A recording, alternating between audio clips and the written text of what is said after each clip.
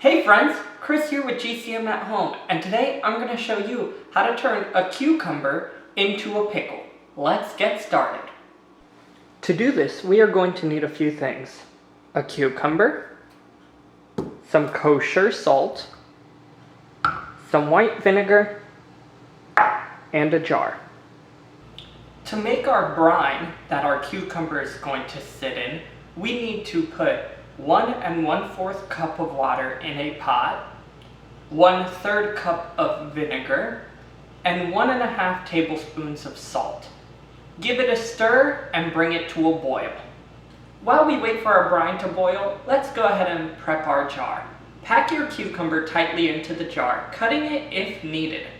Once your brine is boiling, pour the hot brine into the jar, covering the cucumber completely.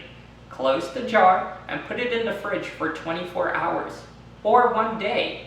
After that time has passed, your cucumber will now be a pickle. Now, you might be asking yourself, how is this cucumber going to turn into a pickle? To answer that question, we're going to have to shrink down to a molecular level. All around us is an invisible world of microbes, a world that includes amoebas, funguses, and lactobacillus, the pickle bacteria. These microbes make big changes, like fungus. Funguses destroy vegetables, causing them to rot and becoming soft and gushy. When you add a cucumber to the brine, it starts a process called preservation. The pickle bacteria is going to attack the fungus and destroy it, protecting the cucumber. It is also going to turn that cucumber into a pickle, allowing it to last longer. Our pickle should now be complete. Let's pull it out of the fridge. Check it out.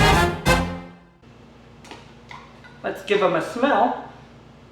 Ooh, that sure does smell like pickles, and they look delicious. I won't be tasting them on camera, since I'll let you in on a little secret. I don't like pickles. And on that disappointment, this is Chris with GCM at Home, signing off.